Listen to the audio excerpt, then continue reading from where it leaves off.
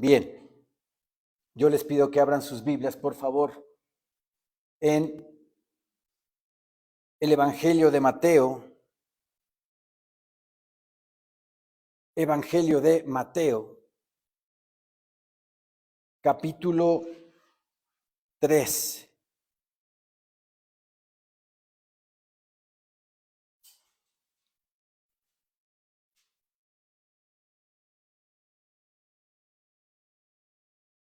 Evangelio de Mateo, capítulo 3.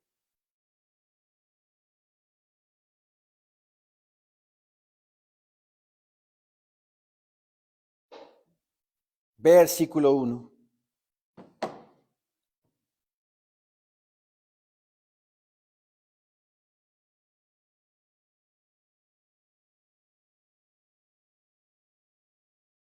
Amén, hermanos.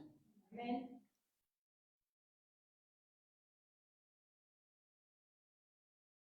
Dice nuestro Señor bendito en su sagrada palabra. En aquellos días vino Juan el Bautista, predicando en el desierto de Judea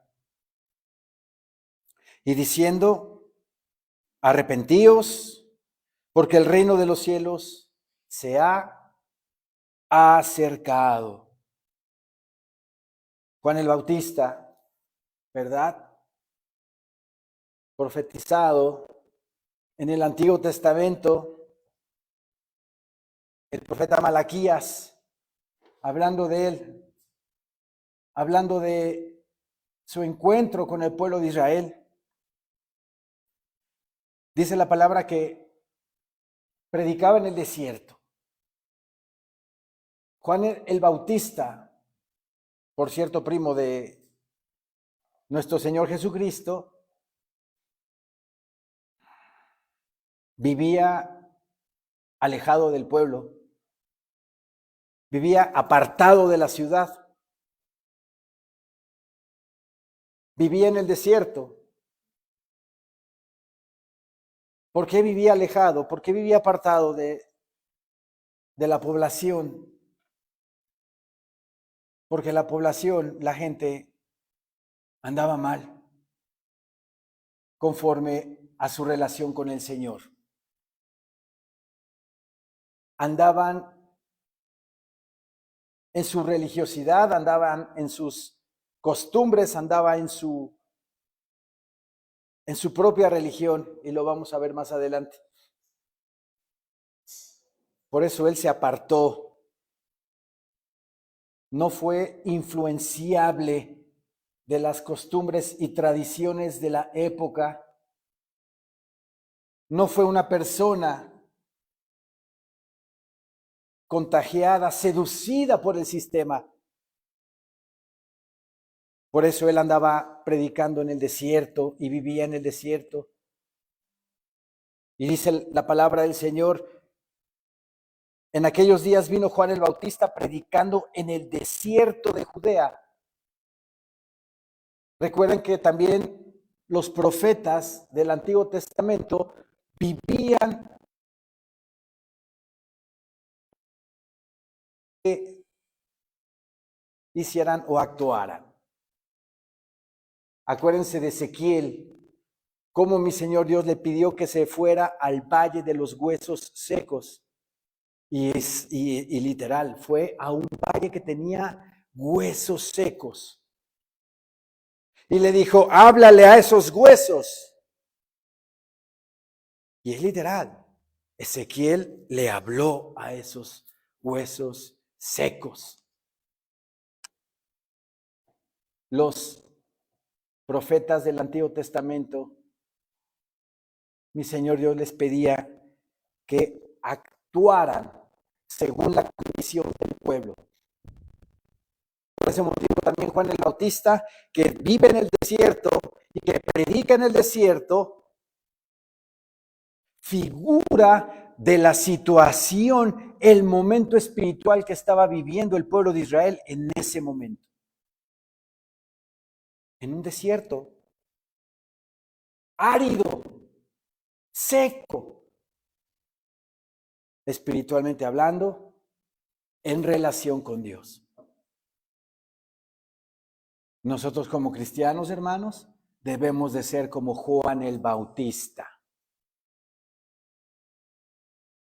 No involucrarnos con el mundo, no amoldarnos con el mundo, no actuar conforme actúa el mundo, sino vivir en este desierto árido, seco, que es el mundo, vivir de forma íntegra, defendiendo nuestro credo, defendiendo la palabra bendita de Dios, defendiendo todo lo que el Señor nos pide que hagamos en su palabra. Vivamos en este desierto espiritual defendiendo su palabra, predicando y proclamando la verdad al mundo, siendo sal en la tierra y siendo luz en el mundo. Este mundo se va para abajo, se está yendo al abismo, al precipicio, con tanta doctrina falsa, con tanta aprobación en contra de leyes que están en contra de Dios. Por eso el Salmo 2 dice que desliguémonos de Dios. Vamos al Salmo 2, por favor.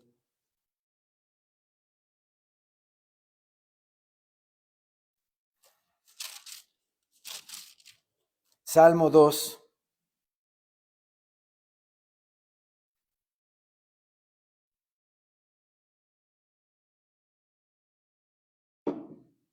Salmos 2:1 dice, ¿por qué se amotinan las gentes y los pueblos piensan cosas vanas?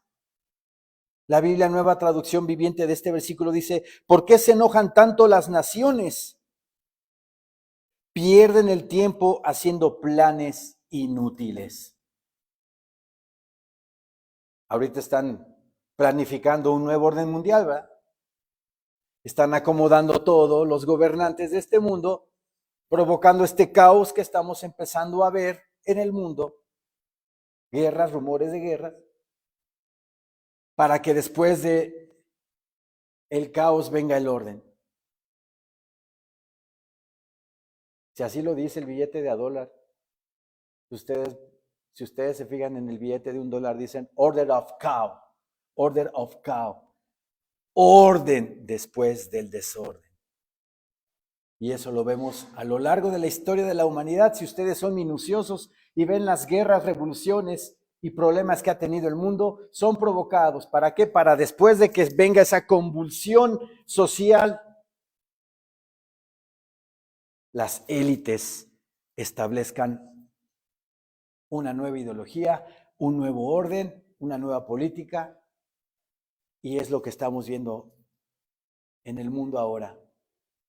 Por eso dice aquí, ¿por qué se amotinan las gentes y los pueblos piensan cosas vanas?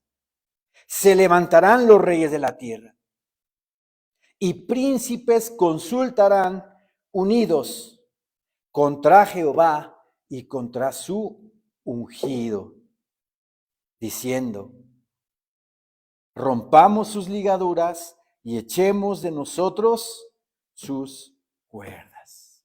Los reyes, primeros ministros, presidentes de todo el mundo se quieren desligar de Dios,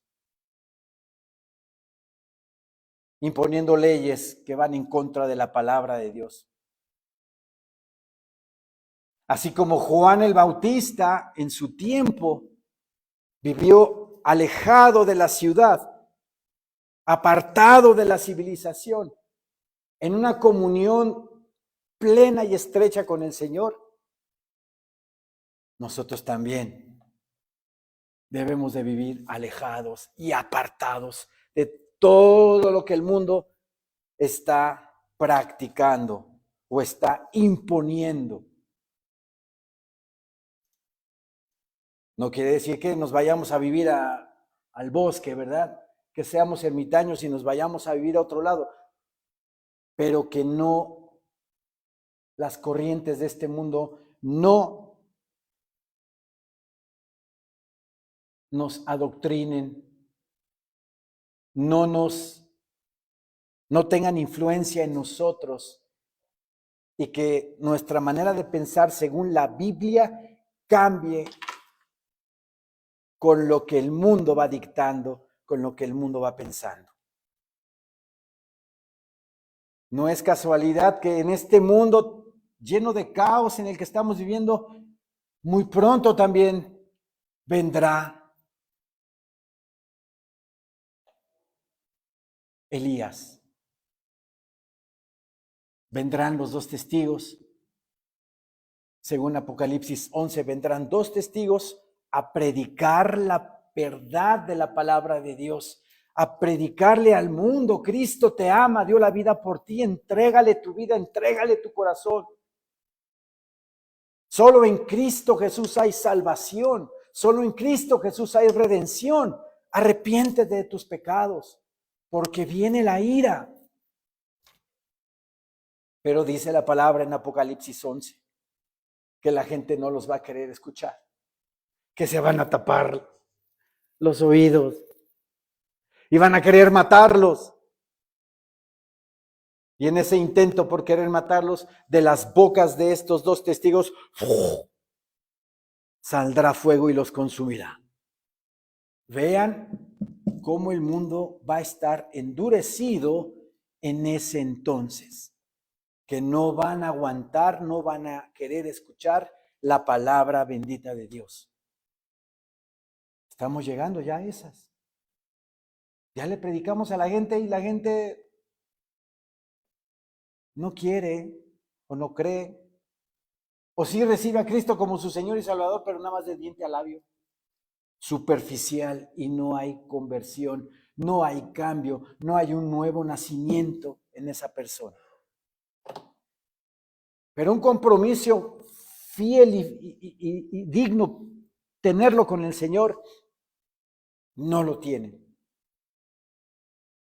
Vean lo que dice Juan el Bautista, Mateo 3:2, y diciendo: arrepentíos porque el reino de los cielos se ha acercado. En ese momento Israel, antes de que Cristo Jesús, mi Señor, nuestro Señor, empezara su ministerio profético, ¿verdad?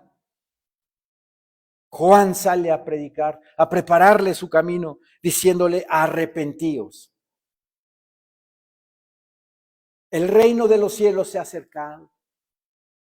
El reino de los cielos, amados hermanos, lo estamos viviendo. Estamos viviendo el reino de los cielos aquí en la tierra. El que verdaderamente está entregado, el que verdaderamente busca al Señor con todo su corazón, está experimentando el reino de los cielos en su vida. Y es maravilloso. Si este gozo que sentimos, si esta paz que tenemos, que cuando de repente nos la roban y la perdemos, ay, Señor mío, sufrimos y le pedimos y oramos al Señor: Señor mío, regrésame la paz. Quita de mí esta ira contenida, quita de mí este malestar en mi carne, porque quiero regresar a la paz que tú ya me habías dado, Señor. Tan valiosa que es la paz para nosotros. Y cuando nos la quitan, o viene el enemigo, viene alguien y pum, te hace enojar o te hace quitarte de esa paz, sufres y entablas ahí una lucha espiritual en tu mente para que regreses a paz. Tan hermoso, tan maravilloso. Versículo 3 dice: pues este es aquel de quien habló el profeta Isaías cuando dijo: voz del que clama en el desierto, preparad el camino del Señor, enderezad sus sendas. Estaban torcidas las sendas del Señor. Estaban torcidas las sendas de Israel en ese entonces. Por eso mi Señor Jesucristo llegó en el momento indicado, a la hora indicada, a predicarle a Israel, a predicarle a Galilea de los gentiles.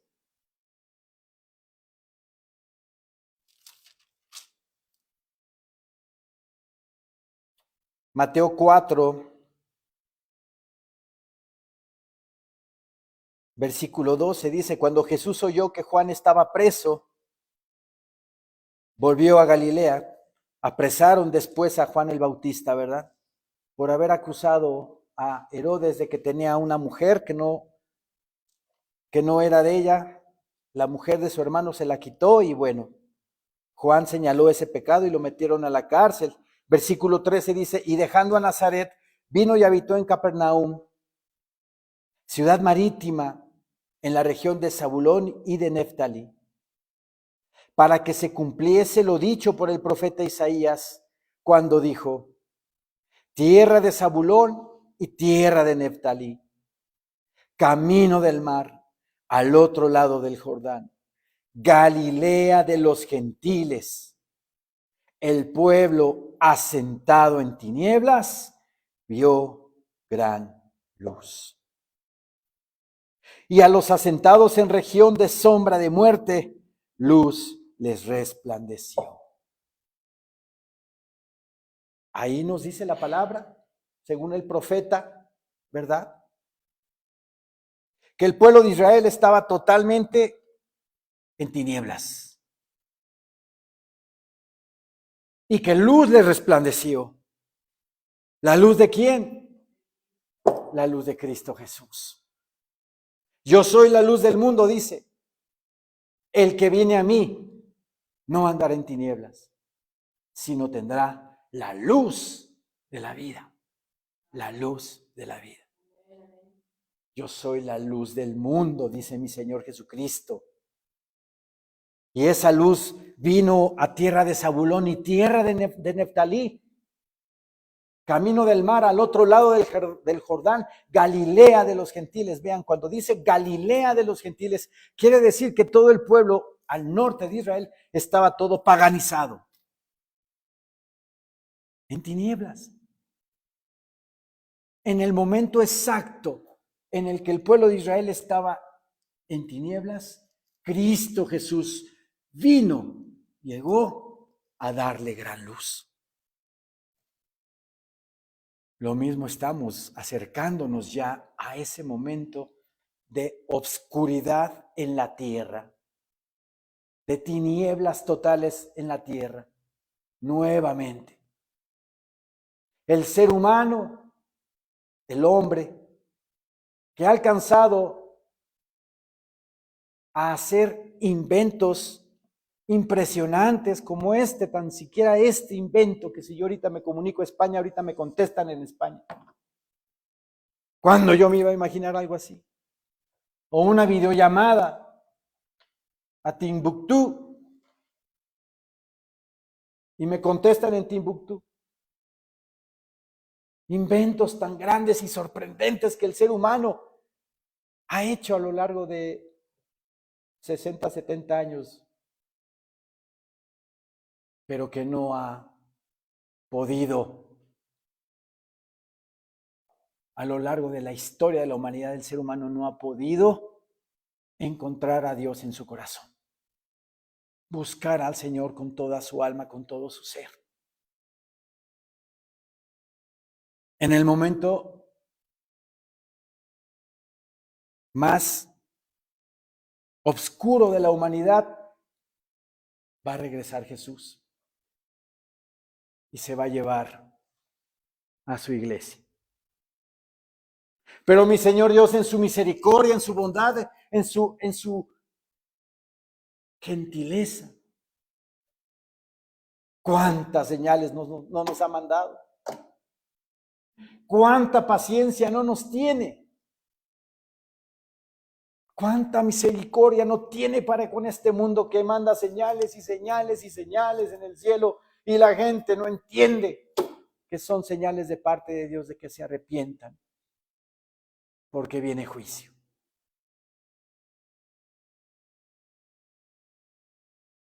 en ese momento tan más oscuro en el cual estaba el pueblo de Israel, mi Señor Jesucristo llegó y predicó la palabra. Y muchos fueron convertidos. Y muchos fueron sanados. Y muchos fueron aliviados. Y muchos creyeron en Él.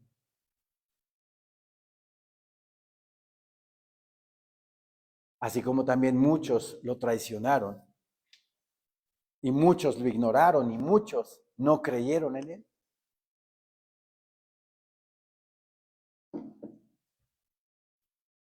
Versículo 3 de Mateo 3 dice, pues este es aquel de quien habló el profeta Isaías cuando dijo, voz del que clama en el desierto, preparad el camino del Señor, enderezad sus sendas. Las sendas, los caminos del pueblo de Israel estaban todos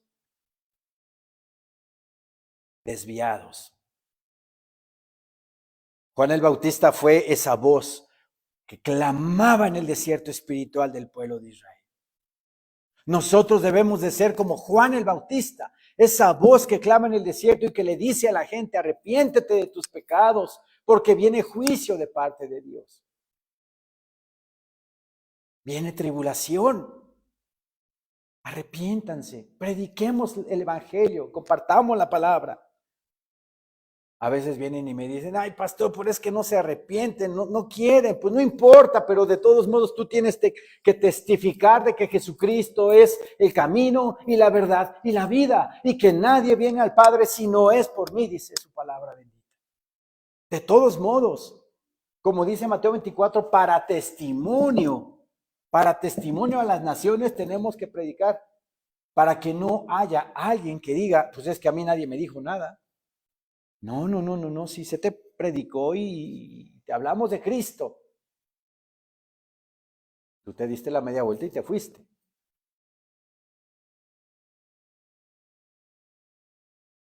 Versículo 4 dice, y Juan estaba vestido de pelo de camello y tenía un cinto de cuero alrededor de sus lomos. Y su comida era langostas y miel silvestre. Una persona sencilla, una persona humilde, Juan el Bautista, hijo de sacerdote. El sacerdote Zacarías fue su padre.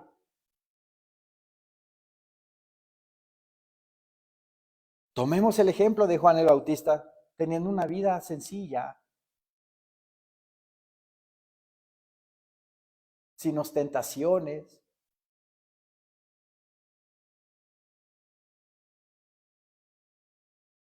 Comía, dice, langostas, pero no langostas, langostinos ahí en el restaurante hay uno de pescados, ¿verdad? Muy famoso. No, esas langostas no, sino eran insectos chiquitos. Andaba en el desierto y eso comía.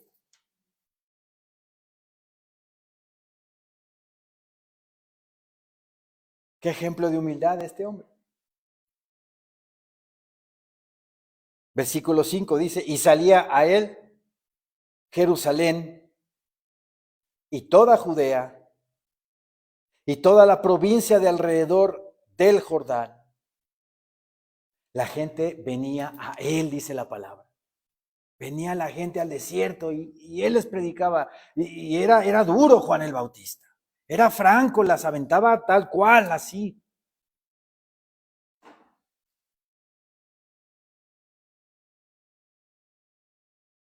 Y eran bautizados por él, dice, en el Jordán, confesando sus pecados. Les hablaba del reino de Dios que venía a la tierra. Les hablaba de Cristo Jesús que iba a venir a dar luz en medio de esas tinieblas en Israel. Y la gente venía a él y confesaba sus pecados. Juan el Bautista preparaba el corazón de la gente para que cuando viniera Cristo Jesús nuestro Señor, lo recibieran con todo su corazón. Y eran bautizados por él en el Jordán, confesando sus pecados. al ver él, dice, que muchos de los fariseos y de los saduceos venían a su bautismo, les decía, vean qué suavidad y qué ternura de profeta, cómo les hablaba tan tiernamente Juan el Bautista a los fariseos. Generación de víboras, ¿quién nos enseñó a huir de la ira venidera? Qué ternura de hombre, ¿verdad? ¿Estaba diciendo mentiras? No, no estaba diciendo mentiras. Conocía perfectamente Juan el Bautista la clase, ¿verdad?, de personas que eran ellos, que eran hipócritas. Daban una apariencia exterior, no reflejando su interior. Y les decía, generación de víboras, ¿quién os enseñó a huir de la ira venidera? Este versículo en la Biblia, Nueva Traducción Viviente, dice así. Pero cuando Juan vio que muchos fariseos y saduceos venían a mirarlo bautizar, no venían a bautizarse los fariseos ni los saduceos, venían a ver cómo los bautizaba. Los enfrentó, dice. Camada de víboras, exclamó. ¿Quién les advirtió que huyeran de la ira divina que se acerca? Ya estaba hablando Juan el Bautista de la ira divina que se acerca. Y fue hace 2000 años. Pero recuerden que para mi Señor Dios un día es como 1000 años y 1000 años como un día. El apóstol Juan habla en Primera de Juan. Vamos a Primera de Juan, capítulo, me parece que es 4.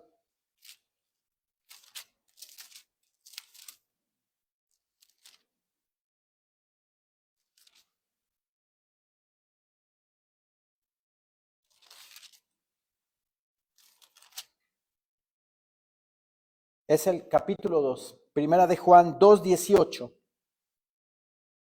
Vean cómo Juan el apóstol describe ese tiempo que están viviendo.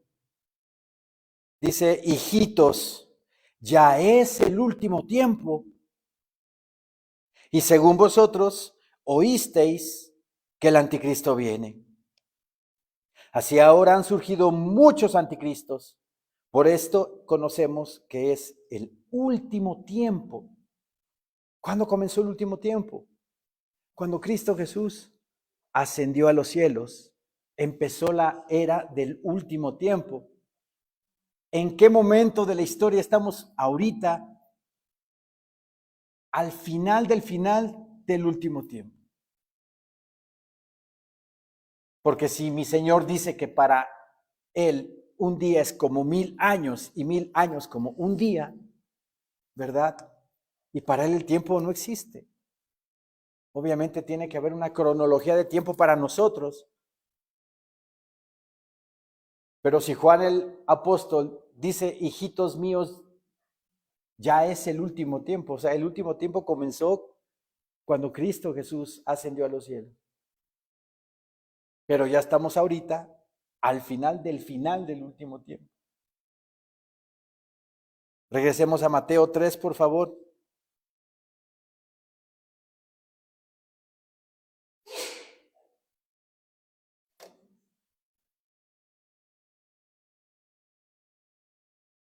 Versículo 7, al ver él que muchos de los fariseos y de los saduceos venían a su bautismo. Ahora, ¿quiénes eran los fariseos y quiénes eran los saduceos? Los saduceos eran la clase aristocrática de Israel. Los high class, el grupo sacerdotal, venía de la secta de los saduceos. Y los fariseos eran los observadores de la ley. Los fariseos eran los que imponían la ley, observaban la ley, manejaban la ley.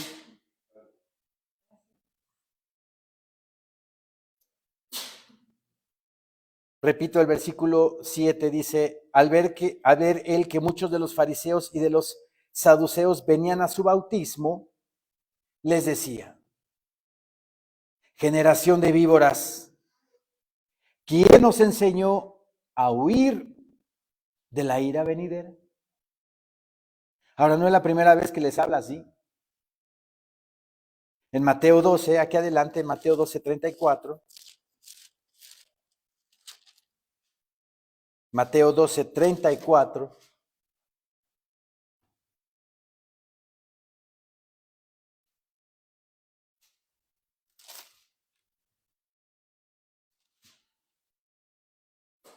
Mateo 12:34. No nada más Juan el Bautista les habló así a los fariseos, también nuestro Señor Jesucristo, dice el versículo 34, generación de víboras, ¿cómo podéis hablar lo bueno siendo malos?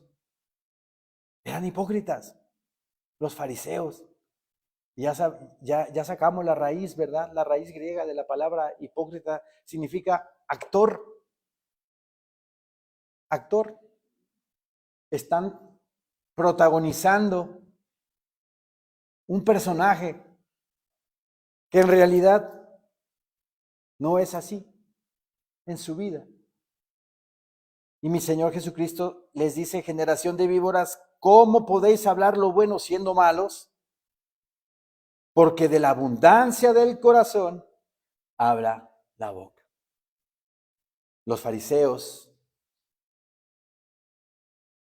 que se vestían con sus túnicas y alargaban los flecos de sus faldones. Las filacterias eran unas cintas que se enrollaban en las manos con una cajita que se ponían aquí en la frente y adentro de esa cajita estaba la ley.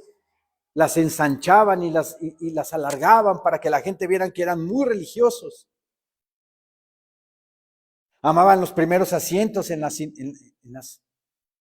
reuniones. Digo, no es alusión. Y que la gente los saludara en las plazas. Fariseo fulanito, fariseo sutanito. Y los alababan y los otros se... Por eso yo les he dicho aquí, no adulen al pastor. A veces le quieren hacer la barba al pastor, el pastor no es Dios. Somos seres humanos que también pecan. Igualitos a todos los hombres. No adulen al pastor, porque pueden ser movidos por Satanás para que ese pastor, al sentir en ese orgullo, esa adulación, pueda caer. Y hay pastores que se dejan adular. Y también van a ensanchar su saco, ¿no? Van a ensanchar y van a caminar así. No. Somos falibles. También pecamos.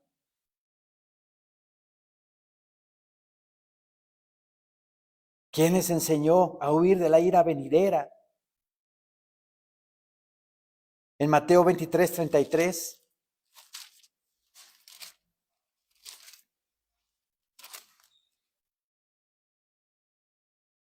Nuestro Señor Jesucristo, les recomiendo que lean todo el capítulo 23, cómo les da una con palo a los fariseos y escribas nuestro Señor acerca de su religiosidad.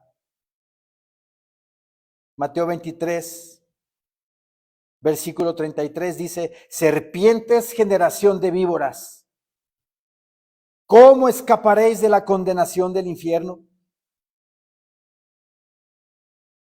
También nuestro Señor Jesucristo les decía, generación de víboras. ¿Pero por qué le llamaba así, generación de víboras?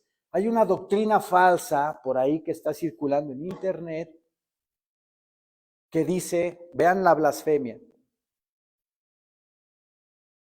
que les decían tanto Juan el Bautista como nuestro Señor Jesucristo, generación de víboras, porque el linaje de los fariseos viene desde Caín,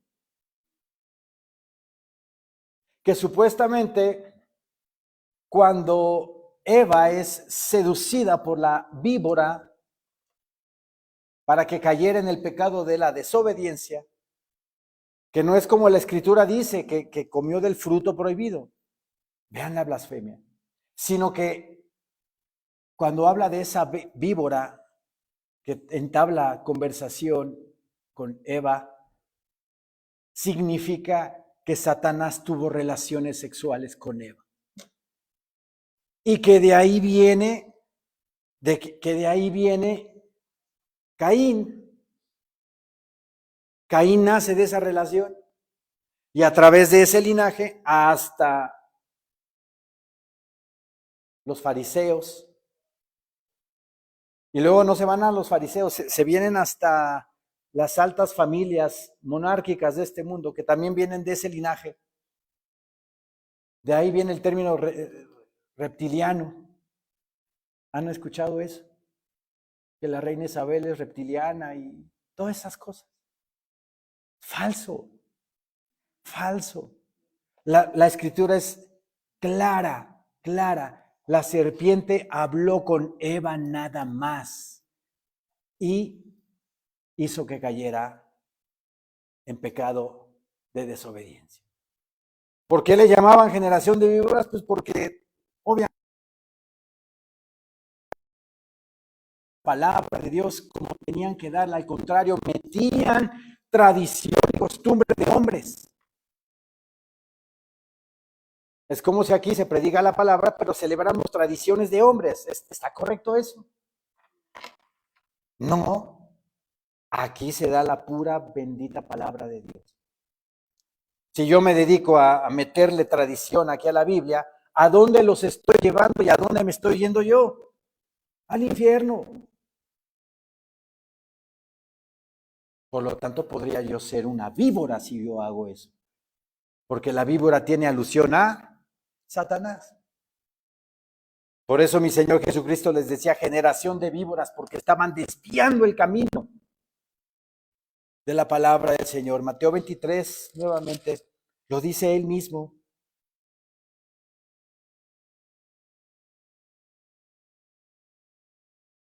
Mateo 23, versículo 15 dice, ay de vosotros, escribas y fariseos hipócritas, actores les está diciendo, porque recorréis mar y tierra para ser un prosélito, y una vez hecho, le hacéis 2 veces más hijo del infierno que vosotros.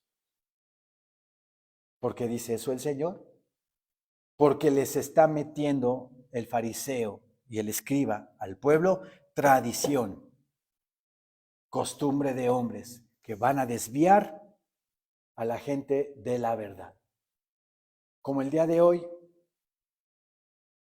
la Iglesia Católica, por ejemplo, que mete tradición a la Biblia, mete tradición a la palabra y hace ahí una mezcla tremenda que aleja y desvía a la gente de Cristo Jesús. Regresemos a Mateo 3, por favor.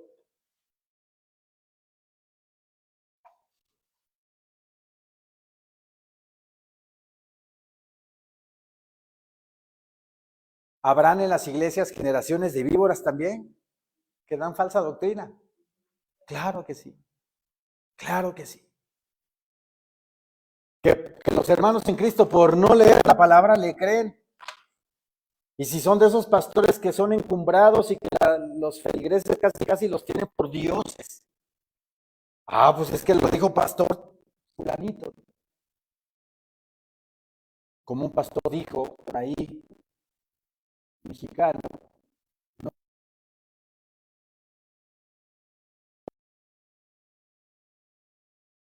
Que un cristiano si se suicida se va al cielo. Ahí luego pregúntenle a la hermana Angelita quién es. Así dijo, y está en YouTube. Si un pastor se suicida, según las circunstancias, en un contexto diferente, se puede ir al cielo. Eso lo dijo. Yo lo vi.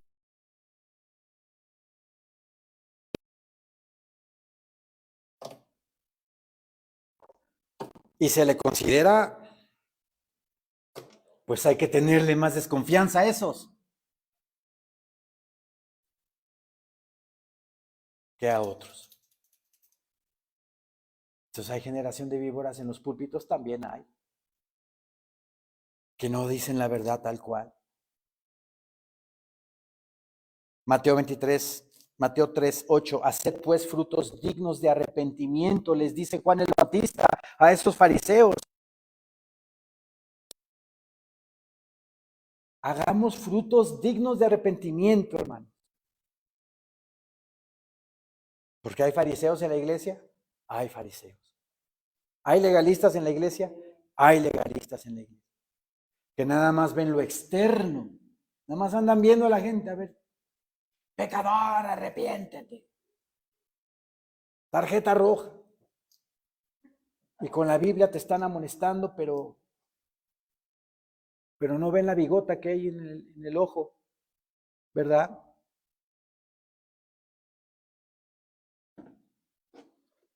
Juan el Bautista les dice, haced pues frutos dignos de arrepentimiento y no penséis decir dentro de vosotros mismos, a Abraham tenemos por padre, porque yo os digo que Dios puede levantar hijos a Abraham aún de estas piedras.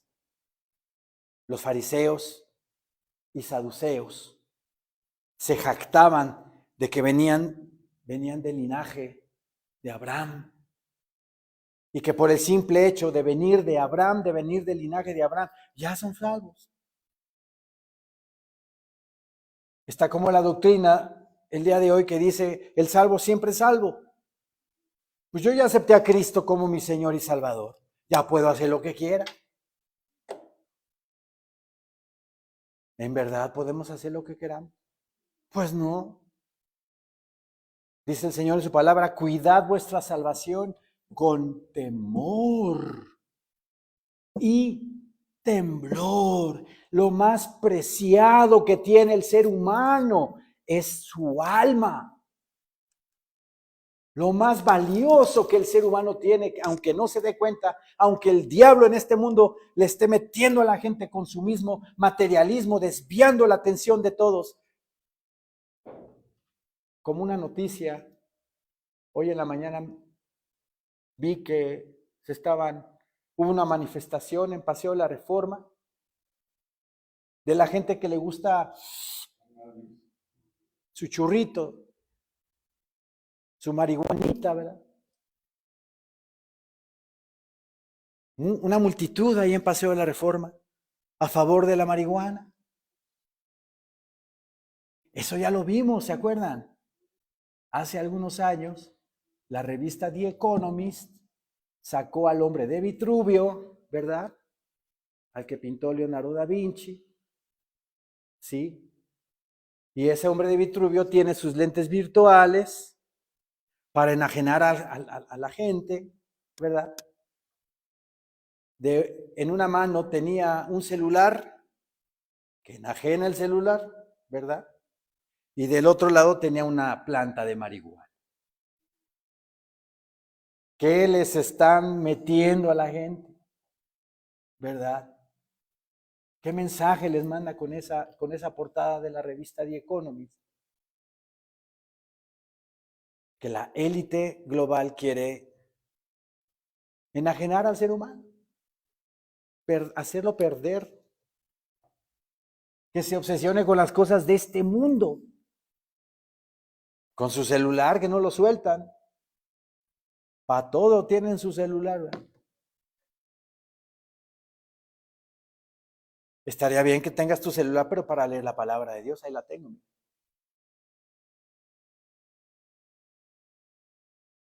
tantas plataformas para ver series y películas, tan accesibles en dinero para que la gente se enajene. Tengo 4 o 5 plataformas. Los deportes también enajenan.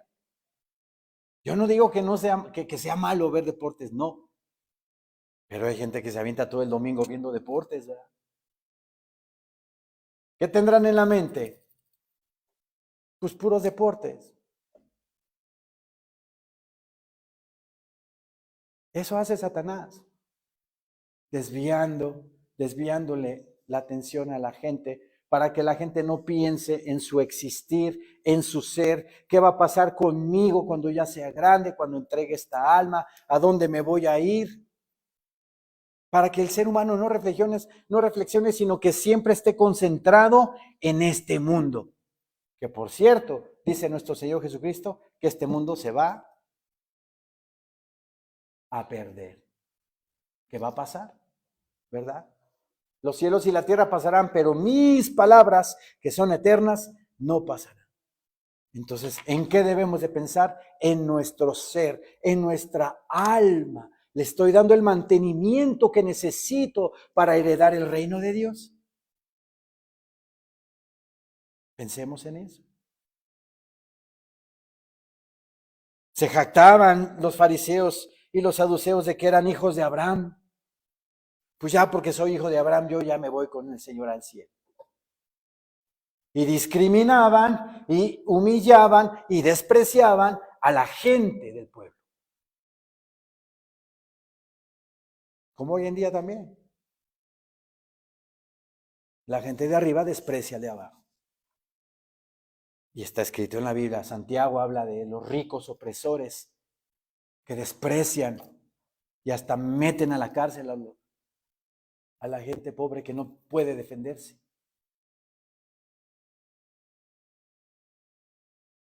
Versículo 10 dice, y ya también el hacha está puesta a la raíz de los árboles. Por tanto, todo árbol que no da buen fruto es cortado y echado en el fuego. La palabra del Señor tiene diferentes formas de interpretación, la literal, la simbólica y la profética. Así como cuando Isaías nos habla de las muchas aguas, se refiere a muchedumbre de gentes, pueblos y tierra, así como en Apocalipsis dice, y vi caer del cielo una estrella. Las estrellas son símbolo de los ángeles, así los árboles también, ¿verdad? Son símbolo de la gente, de una persona. Cuando Nabucodonosor sueña con ese árbol grande, ¿verdad? Grande, frondoso, que hasta las aves del cielo anidaban ahí. Se estaba soñando Nabucodonosor a sí mismo, porque así tenía su ego, su vanidad. La gloria de mi reino, decía Nabucodonosor. Ya Dios mismo le había dicho que por Dios Nabucodonosor iba a tener ese reino tan glorioso. Pero el ser humano, ¿verdad? Conforme va pasando el tiempo, si tienes logros, si tienes éxitos, en vez de darle la gloria a Dios por lo que has tenido en tu vida, se vanagloria y se dice y se infla, yo soy por mi propia fuerza y voluntad que he hecho todo esto. Y Nabucodonosor cayó en eso. Y fue humillado. ¿Y de qué manera? 7 años anduvo como animalito en los campos de Babilonia. Perdió la razón.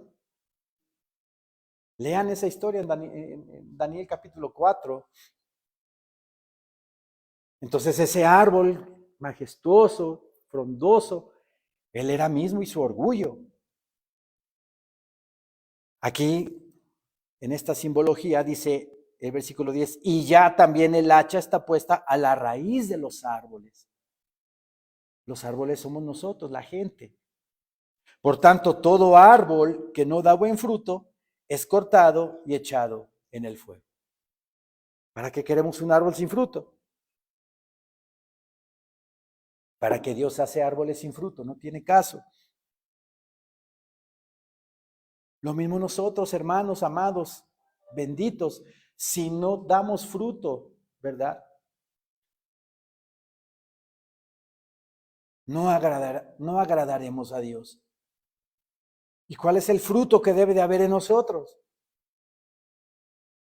Lo escrito en el libro de Efesios, capítulo 5, 23. El fruto del Espíritu es amor, gozo, paz, paciencia, benignidad, bondad, fe, mansedumbre y templanza.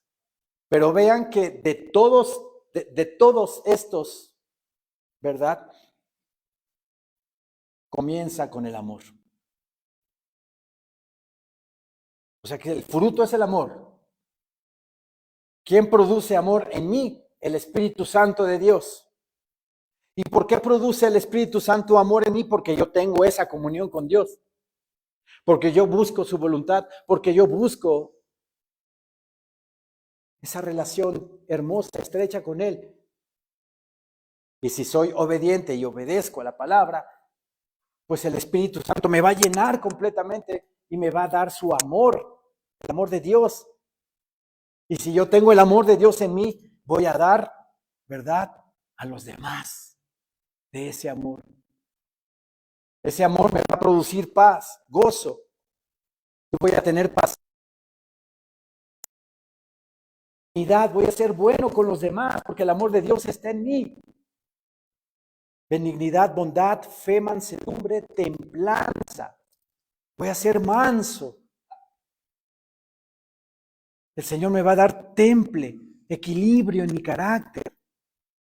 No voy a estallar como Hulk, ¿verdad? Cuando me enojo, sino el Espíritu Santo va a modular mi carácter para que yo dé reflejo de Cristo a los demás. Y es maravilloso. Si no producimos ese fruto, el hacha está puesta a la raíz de los árboles. Por tanto, todo árbol que no da buen fruto es cortado y echado en el fuego.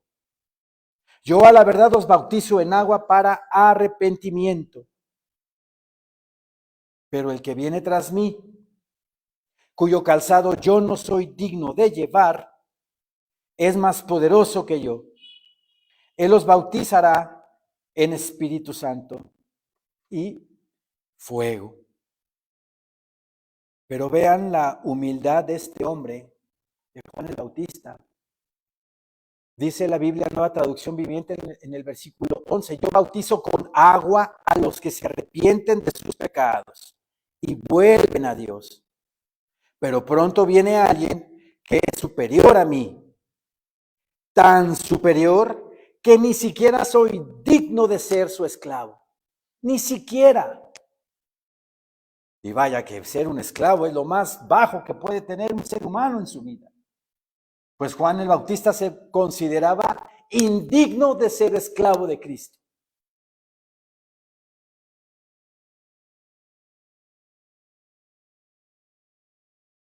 Tan superior que ni siquiera soy digno de ser su esclavo y llevarle las sandalias.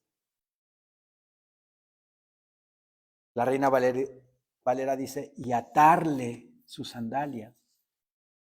Un esclavo de alguien en aquellos ayeres, ¿verdad? Cuando llegaba a su casa, el esclavo le ataba, le desataba las sandalias y le lavaba los pies, ¿verdad? Porque andaban en lugares donde no había pavimento, todavía no existían esas cosas. Pues Juan el Bautista ni siquiera se consideraba como esclavo de Cristo. Con esa humildad debemos de vivir. Con esa sencillez. Como dice también en las cartas de Pablo, asociándoos con los humildes. Buscando a la gente que es sencilla, buscando a la gente que es humilde. No buscando a la gente que habla de puros millones, de puros restaurantes caros, o de puros viajes. No, asóciate con el humilde, el sencillo, con ese. Así nos quiere el Señor.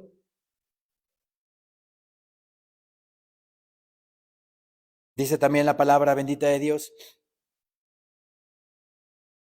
su aventador está en su mano, y limpiará su era, y recogerá su trigo en el granero, y quemará la paja en fuego que nunca se apagará.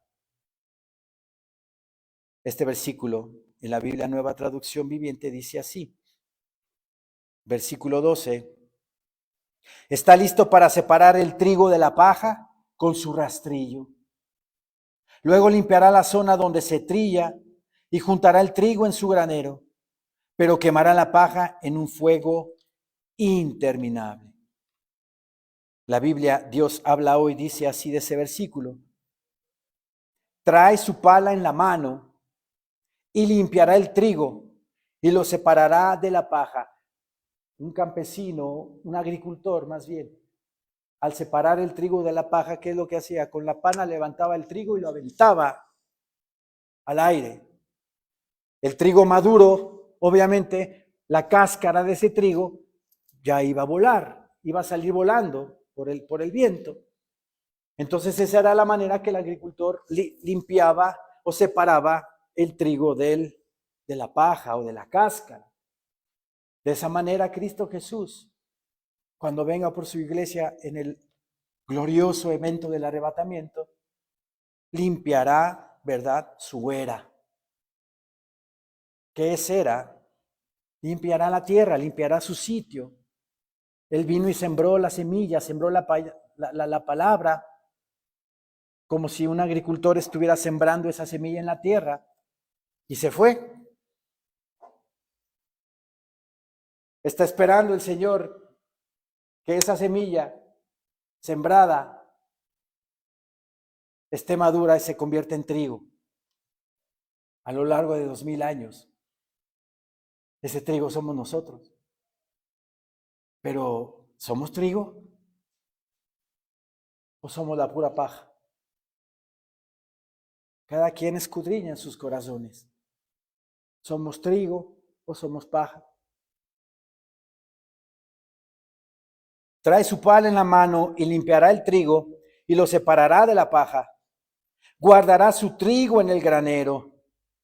Su trigo, el fruto, ¿verdad?, germinado,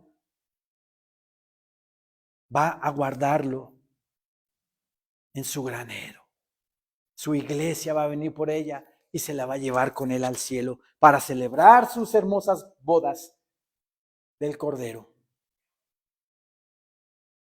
Su aventador está en su mano y limpiará su era y recogerá su trigo en el granero y quemará la paja en fuego que nunca se apagará. ¿Sí? Hermanos amados, seamos ese trigo. Seamos ese trigo. Pidámosle al Señor: Señor mío, ayúdame a ser trigo y no paja. Ayúdame, mi Señor Dios, a dar fruto digno de arrepentimiento. Ayúdame. No basta el hecho de decir, pues soy cristiano y ya con eso. No, el Señor no quiere eso de nosotros. Quiere que demos fruto de arrepentimiento, para que ese fruto sea recogido en el hermoso evento del arrebatamiento de la iglesia. Amén, hermanos. Amén. Levantémonos, por favor.